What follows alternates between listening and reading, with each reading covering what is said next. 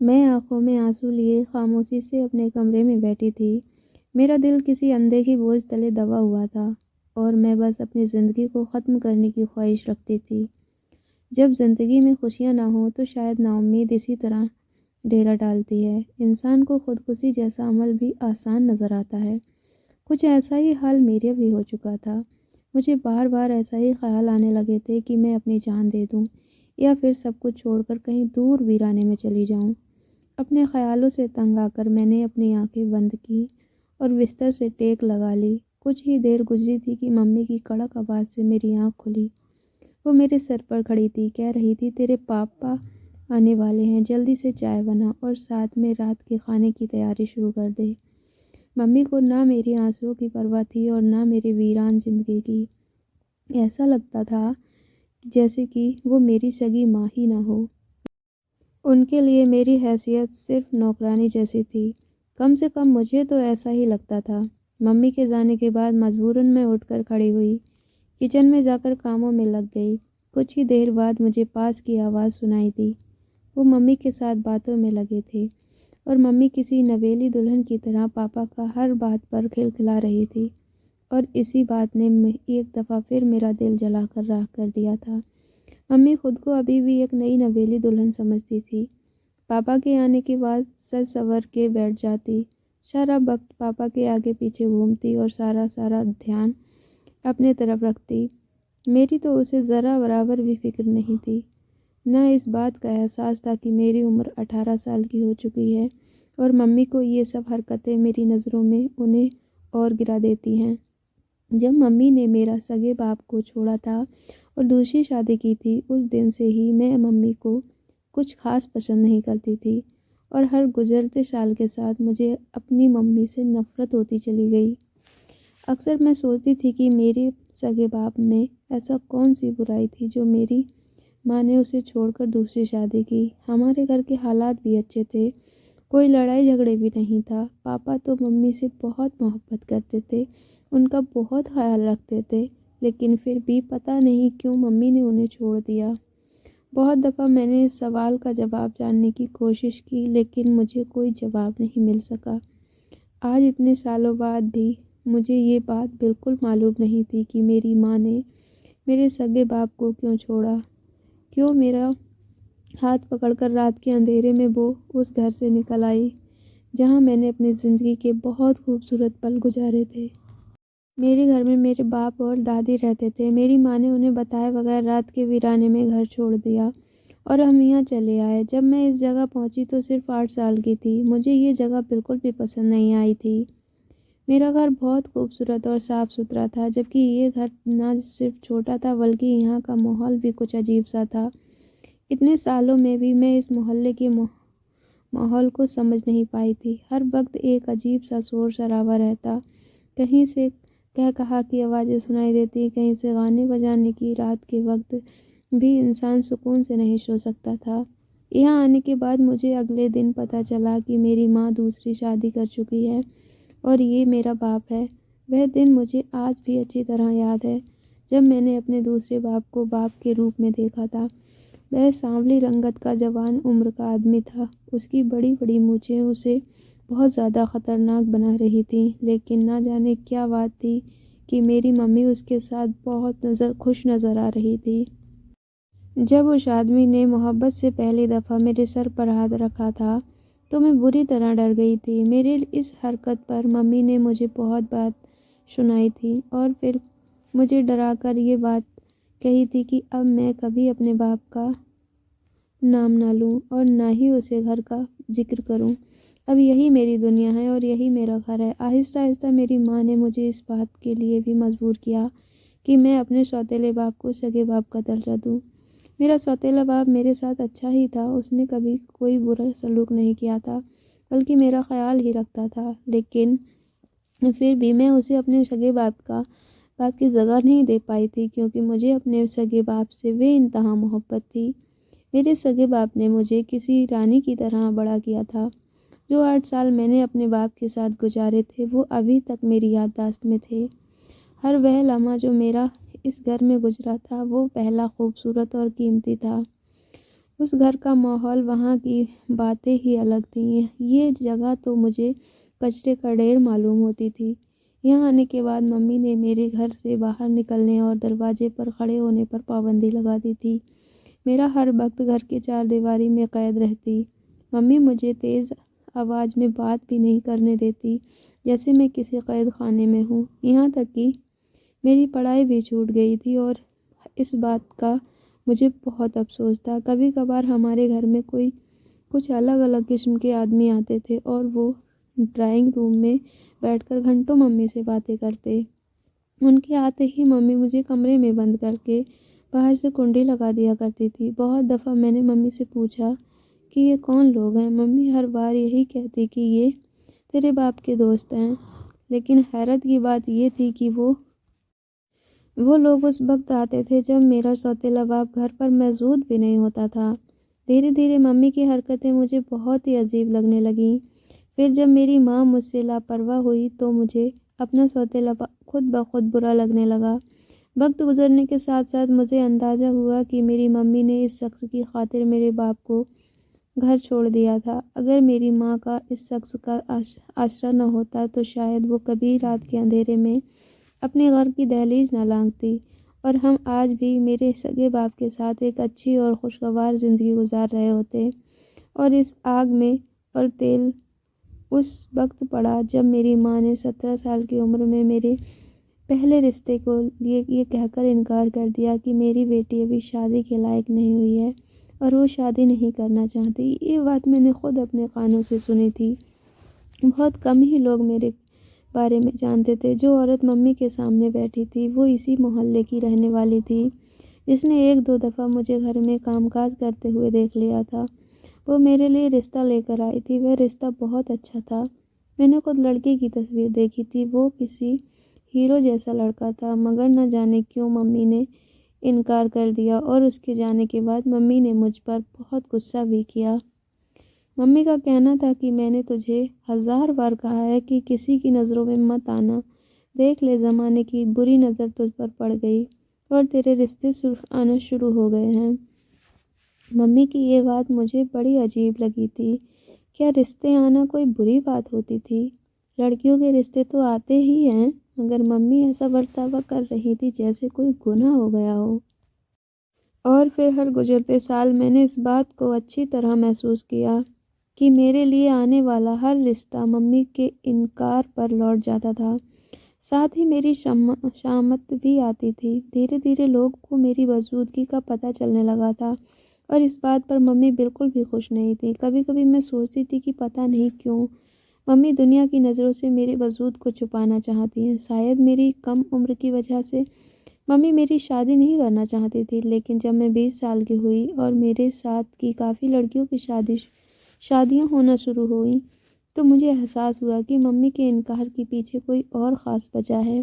क्योंकि मम्मी इस तरह से इनकार करती थी, रिश्ता लेने वाला को खूब बेइज्जत करके घर से निकालती थी। मुझे भी सख्ती से कहती थी कि ऐसे लोगों के सामने आने की कोई ज़रूरत नहीं है। एक दिन मम्मी की ज़ुबानी मुझे पता चला कि मैं गली में किसी की शादी है। मैंने मम्मी से लड़की की उम्र पूछी तो मम्मी ने बताया कि दुल्हन की उम्र 18 साल की है। ये बात सुनते ही मेरी दिल में चिंगारी जली और मैंने मम्मी से कहा कि फिर तुम मेरी शादी के बारे में क्यों नहीं सोचती। मेरी इतना कहना था कि मम्मी ने जूते उतारे और मुझे मारना शुरू कर दिया। घर में ऐसा हंगामा खड़ा किया कि मेरी जान निकल गई। मैं 22 साल की हुई तो मुझसे ये सब बर्दाश्त ना हुआ। एक रोज़ मैंने मम्मी से सख्त लहजे में पूछा ही लिया कि आखिर वो मेरी शादी क्यों नहीं करना चाहती हैं। उन्होंने मेरे रिश्ते से क्या मसला है। अब मैं इस घुटन भरी चार दीवारी में नहीं रहना चाहती। मुझे मेरी बात का मेरी मम्मी से जवाब चाहिए था। मम्मी ने एक झन्नाटेदार थप्पड़ मेरे मुंह पर दे मारा। कहने लगी, शर्म नहीं आती, जवान हो रही है और अपनी माँ के सामने इस तरह जुबान चलाती है। तू अभी शादी के लायक नहीं है। तब जब तू शादी के लायक हो जाएगी तो मैं तेरी शादी खुद कर दूंगी, तेरा रिश्ता देख लूँगी। फ़िलहाल इस घर में खामोशी से अपनी ज़िंदगी गुजार। ये कहकर मम्मी तो अपने कमरे में चली गई थी, लेकिन मैं फूट फूट कर रो पड़ी थी। कुछ देर बाद जब मेरा सौतेला बाप घर में दाखिल हुआ तो मुझे रोते देखकर मेरे पास चला आया। पूछने लगा, संजना क्या बात है, क्यों आंसू बहा रही हो? हमेशा की तरह उसका लहजा अभी भी मेरे साथ बहुत नरम था और मोहब्बत वाला था, मगर मुझे अपने सौतेले बाप से और भी नफरत का एहसास हुआ। मैंने गुस्से में कहा कि आपको इस बात से क्या फ़र्क पड़ता है कि मेरी ज़िंदगी में क्या चल रहा है? आप तो मेरी माँ के साथ बहुत खुश हैं ना? वो तो इस उम्र में भी आपके लिए दुल्हन बनी रहती है। अभी तो आप लोगों की शादी ही पुरानी नहीं हुई है। आप लोगों को मेरा ख्याल कहाँ से आएगा? अगर आप मेरी माँ की ज़िंदगी में ना आते तो आज मैं अपने सगे बाप के साथ एक अच्छी ज़िंदगी गुजार रही होती। आज जो कुछ भी हुआ मेरे साथ वो उसका कसूरवार सिर्फ आप हैं। ये सब कुछ आपकी बदौलत हुआ है। मेरी माँ ने रात के अंधेरे में आपकी वजह से घर छोड़ा था और ये बात मुझे अच्छी तरह मालूम है। और मैं ये भी जानती हूँ कि ये मोहल्ले किस किस किस्म के लोगों का है और आपका ताल्लुक़ कैसे ख़ानदान से है। मेरी इस बात पर मेरे सौतेले बाप का चेहरा एकदम सुर्ख पड़ गया था। ऐसा लग रहा था जैसे वो बहुत कुछ बर्दाश्त कर गए हों। उनकी आंखों में नमी घुल गई और वो खामोशी से उठकर चले गए। मुझसे एक लफ्ज़ भी ना कहा। ना मुझे अपने लफ्ज़ों पर कोई पछतावा था और ना अपने रवैये पर कोई अफसोस, क्योंकि मैं जानती थी कि ये मोहल्ला अच्छे और शरीफ लोगों का नहीं है। इतने अरसे में इतना अंदाज़ा तो मुझे हो ही चुका था। उस दिन से मेरे दिल में एक आग जल गई थी। हर लड़की की तरह मेरे दिल में भी अरमान थे कि मेरी शादी हो, मेरी ज़िंदगी में कुछ अच्छा हो, कोई ऐसा शख्स हो जो मुझसे मोहब्बत करे, मेरा ख्याल रखे, जिसके लिए मैं ख़ास हूँ। इस घर में तो मेरी हैसियत सिवाय नौकरानी के और कुछ भी ना थी और मुझे ये मकाम देने वाली मेरी सगी माँ थी। मैं बहुत रोई धोई, लेकिन फिर भी मेरी माँ पर कोई असर ना पड़ा। उसके बाद भी मेरे 2 और रिश्ते आए, लेकिन माँ ने उन्हें भी इस तरह बेइज्जत करके घर से निकाल दिया। मुझ पर पहले से ज़्यादा सख्ती होने लगी। मुझे ज़्यादातर मम्मी अपने कमरे में बंद रखती या फिर घर के कामों में लगाए रखती और हर वक्त मुझ पर नज़र भी रखती थी।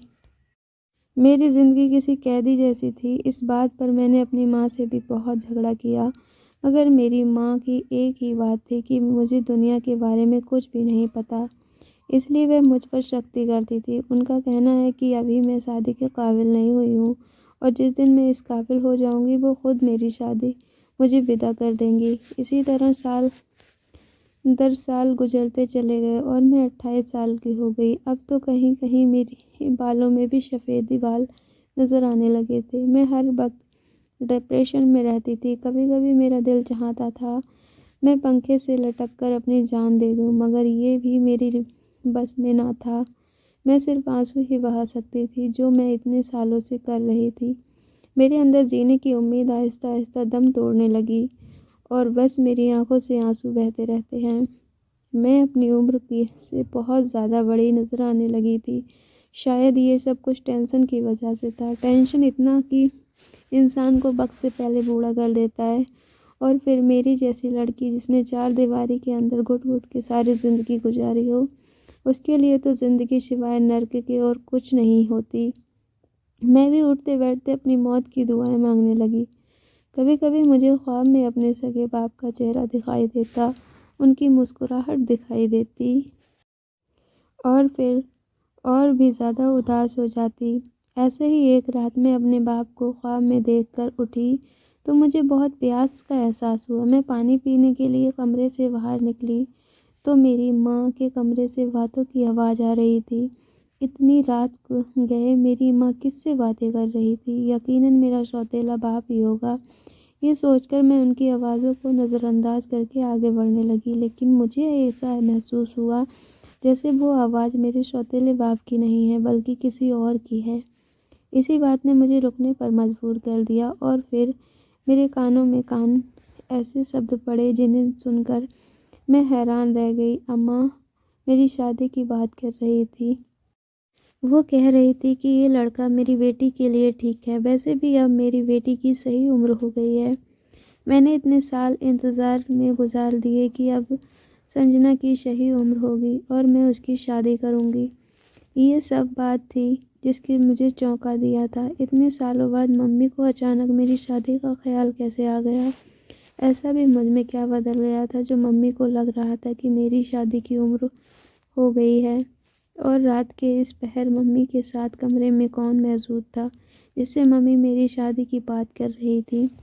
लेकिन अब आवाज़ें आना बंद हो चुकी थी। उसके बाद मुझे कोई ख़ास बात सुनाई नहीं दी। मैं पानी पीकर वापस अपने कमरे में आ गई। मुझे अभी भी समझ में नहीं आया था कि मम्मी के साथ कमरे में कौन था, क्योंकि इस घर में तो मेरी माँ और मेरा सौतेला बाप ही रहते थे। जब से मैं इस घर में आई थी, हम तीनों के अलावा मैंने किसी को नहीं देखा था। मुझे तो घर से बाहर जाने की भी इजाज़त नहीं थी। अलबत्ता इस सोच ने मुझे खुश कर दिया था कि कम से कम मेरी माँ को मेरा ख्याल तो आया। फिर अगली सुबह मैं नाश्ता बना रही थी जब मम्मी किचन में मेरे पास आई। कहने लगी, संजना, सारे काम छोड़कर तैयार हो जाओ। तुझे बहुत शौक है ना शादी करने का। यूँ समझ ले कि आज तेरी शादी है। मम्मी की बात सुनकर मैं हैरान रह गई। फिर रात वाली बात ही मुझे याद आई। मैंने मम्मी से पूछा कि इतनी अचानक मेरी शादी कैसे कर रही हैं और किससे हो रही है। मम्मी कहने लगी, अब इतना सवाल जवाब करने की ज़रूरत नहीं है। शादी से पहले मैं तेरा चेकअप करवाऊंगी, जिसे तुझे लेडी डॉक्टर के पास लेकर जाऊंगी और फिर कुछ घंटों के बाद तेरी शादी हो जाएगी। मैंने तेरे लिए तेरे मुताबिक लड़का ढूंढा है, इसलिए तो इतने साल इंतज़ार किया था ताकि तुझे खूब धूमधाम से विदा करूं। पहले तो मुझे मम्मी की बात पर यकीन नहीं आया, लेकिन जब मम्मी ने मुझे खूबसूरत जोड़ा दिया और उसे पहनकर डॉक्टर के पास चलने को कहा तो मैं खुश हो गई। मैंने मम्मी से पूछा कि क्या चेकअप करवाना ज़रूरी है, तो मम्मी कहने लगी कि शादी के बाद बहुत से मसले हो जाते हैं। बेहतर यही है कि शादी से पहले सारे टेस्ट करवा लिए जाएं ताकि बाद में कोई मसला ना बने। मैंने खुशी खुशी मम्मी का दिया जोड़ा पहन लिया। उनके साथ घर से निकल गई। मेरी ज़िंदगी बदलने वाली थी। मैं ये सोचकर इतना खुश थी कि अतीत की सारी बातों को भूल गई। मुझे ये भी याद नहीं रहा कि मेरी माँ इतने साल से मुझसे लापरवाह रही थी। उसे कब मेरे वजूद की फ़िक्र थी। अगर उस वक्त मुझे कुछ समझ आ रहा था तो बस ये कि अब मेरी शादी कर रही है, इस जगह से दूर चली जाऊंगी। मेरा अपना घर होगा, अपनी ज़िंदगी होगी, मुझ पर कोई रोक टोक करने वाला नहीं होगा। मैं अपने पति को मोहब्बत से अपना बना लूँगी और सब कुछ ठीक हो जाएगा। हम दोनों में बेटी घर से निकल पड़े। मेरे सौतेले बाप का मैंने सुबह से नहीं देखा था। जब हम घर से निकले थे तब भी वह घर पर नहीं था। मुझे लगा कि शायद हम डॉक्टर के पास जा रहे हैं, इसीलिए मम्मी ने पापा के साथ नहीं लिया। मम्मी ने गली के कोने से रिक्शा लिया और हम दोनों उसमें बैठकर बहुत दूर का सफ़र तय करने के बाद एक छोटे से क्लिनिक के आगे रिक्शा रुका। मम्मी ने उसे पैसे दिए और मेरा हाथ पकड़कर क्लिनिक में दाखिल हो गई।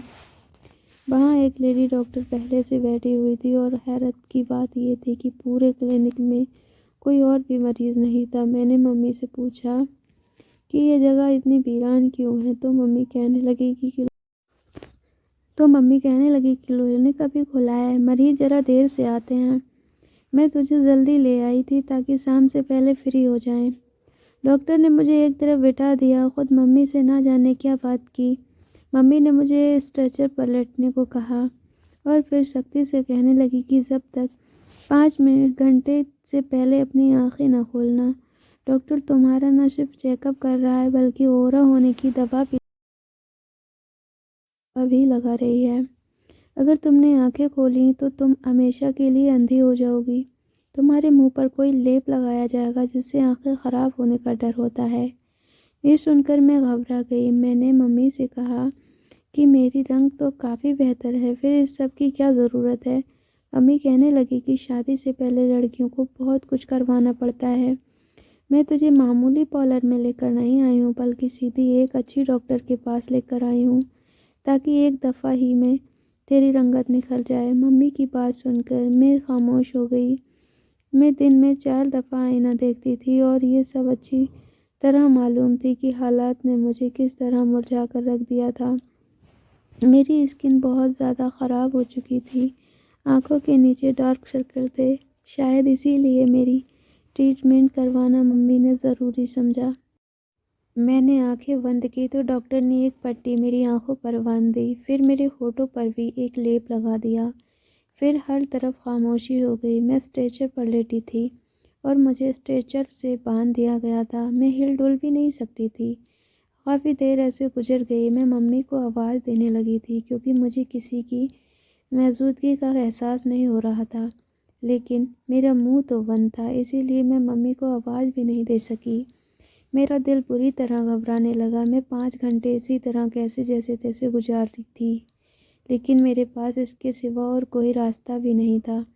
ना मैं किसी को आवाज़ दे सकती थी और ना अपनी जगह से हिल डुल सकती थी। धीरे धीरे वक्त गुजर रहा था और तकरीबन पूरे 5 घंटों के बाद मुझे अपनी करीब किसी की मौजूदगी का एहसास हुआ और फिर मेरी आंखों और मुंह को खोल दिया गया। वहीं डॉक्टरनी मेरे सामने खड़ी थी और मुस्कुराकर कह रही थी, कहने लगी, मैंने आपको पूरी तरह बदल दिया है। अब आप खुद भी आईना देखेंगी तो हैरान रह जाएंगी। मैंने आईना देखा तो वाकई में मैं खूबसूरत लग रही थी। फिर मम्मी मुझे घर वापस लाई और मेरे शादी कर दिया गया। मेरी शादी किसके साथ हुई थी मैं नहीं जानती थी। बस मैंने खुशी खुशी शादी कर लिया कि कम से कम इस जगह से तो मेरी जान छूटेगी। फिर 2 औरतें मुझे अपने साथ विदा करवा कर ले गईं। वह एक बड़ा सा घर था जहाँ एक कमरे में मुझे बैठा दिया गया। कुछ देर बाद जब मेरा पति कमरे में आया तो मैं हैरान रह गई। वह बहुत खूबसूरत सा लड़का था, लेकिन उसकी अगली हरकत ने मुझे डरा कर रख दिया, क्योंकि उसने एक गुलदान उठाकर ज़ोर से मेरे सर पर दे मारा। मुझे कुछ समझ नहीं आई और फिर वह ज़ोर ज़ोर से हंसने लगा। कुछ देर गुजरी थी कि मुझे अंदाज़ा हुआ कि वह पागल आदमी है, क्योंकि कभी वह मेरी जेवरात खींचता और कभी कमरे का सामान तोड़ने लगता। मैं हक्का बक्का सी एक कोने में खड़ी थी जब इस शोर शराबे पर एक औरत के अंदर आई। फिर उसने मुझे बताया कि वो मेरी सास है और उसका बेटा पागल है। डॉक्टर ने कहा था कि अगर उसकी शादी हो जाएगी तो ये ठीक हो जाएगा, इसीलिए उसने अपने बेटे की शादी मुझसे करवाई। और हैरत का पहाड़ मुझ पर उस वक्त टूटा जब मुझे पता चला कि मेरी माँ इस बात को जानती थी और उसने पैसे के बदले मेरी शादी करवाई है। मैं एक मुसीबत से निकलकर दूसरी मुसीबत में फंस गई थी और मैं ये सोच भी नहीं सकती थी कि मेरी सगी माँ मेरे साथ इतना बुरा कैसे करेगी।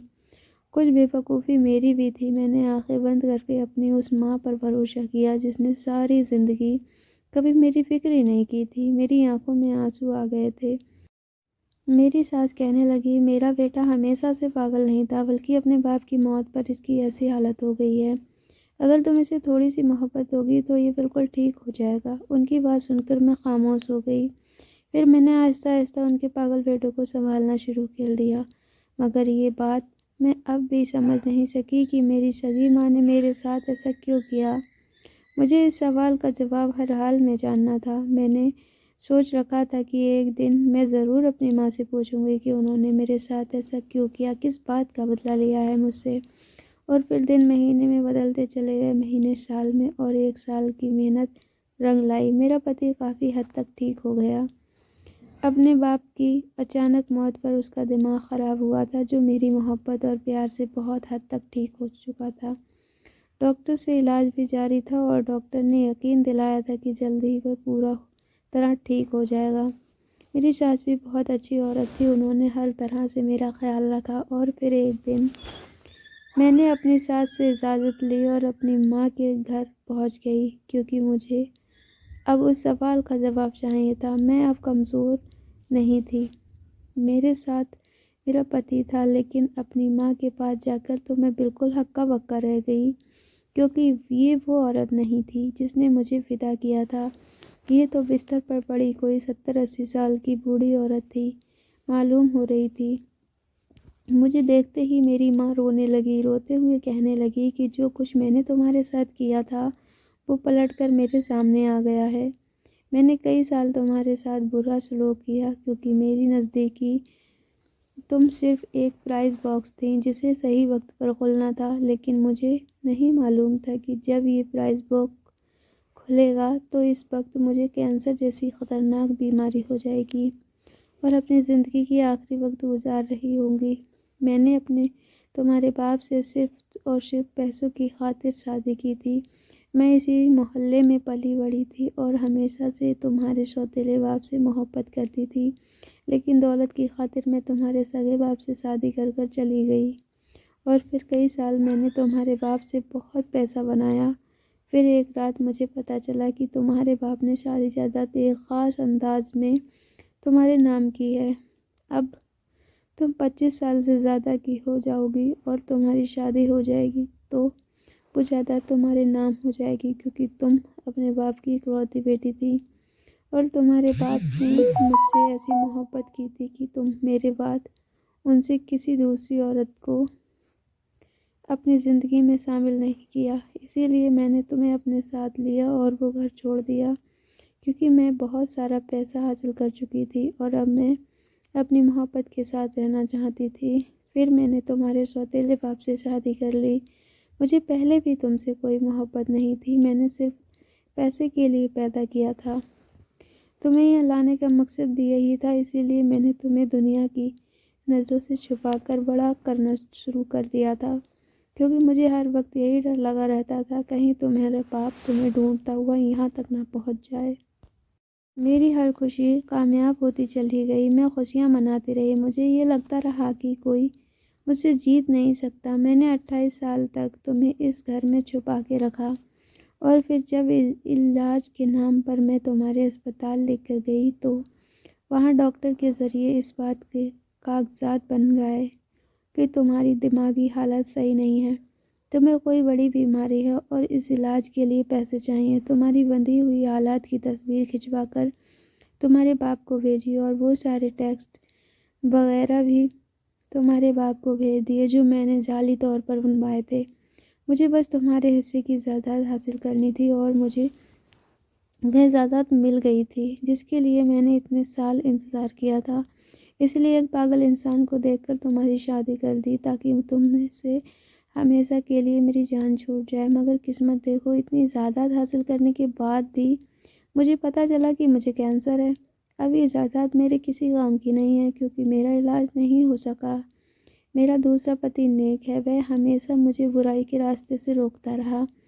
उसे तो तुमसे भी सच्ची मोहब्बत है, लेकिन मैंने उसे कभी तुम्हारे हक में बोलने नहीं दिया और न कभी उसकी बात मानी। इसे भी अपना गुलाम समझा और इसका नतीजा ये निकला कि आज मैं भुगत रही हूँ। तुम अपनी शादीशुदा ज़िंदगी में खुश हो, लेकिन मैं सब कुछ हासिल करके भी नाकाम हूँ। मेरी माँ ने कुछ कागजात मेरी तरफ बढ़ाए कहने लगी, ये वो सारी जायदाद है जो तुम्हारी है। अब मैं इस सब को रख कर भी कुछ नहीं कर सकती, क्योंकि मेरे पास सिर्फ और सिर्फ ज़िंदगी के कुछ ही दिन बाकी हैं। ये कहकर मेरी माँ ने हाथ जोड़कर मुझसे माफ़ी मांगी और मैं बुत बनी खड़ी रह गई। माँ तो माँ होती है, इसीलिए मैंने अपनी माँ को माफ़ कर दिया था। मेरा पति मेरे साथ था और वह बहुत अच्छा था। मेरे लिए यही बहुत था। अलबत्ता मैंने अपने बाप को पता मालूम किया और मैं अपने सगे बाप से मिलने के लिए गई। मुझे देखकर मेरा बाप बहुत खुश हुआ था। सारी हकीकत जानकर मेरे सगे बाप को बहुत अफसोस हुआ था, क्योंकि उन्होंने सच में मेरी माँ से बहुत मोहब्बत की थी, लेकिन मेरी माँ ने अपने पैरों पर खुद कुल्हाड़ी मारी थी। मेरी ज़िंदगी के कई साल बर्बाद किए थे, उनके लालच ने उन्हें कहीं का न छोड़ा था। कुछ दिनों के बाद मेरी माँ का देहांत हो गया।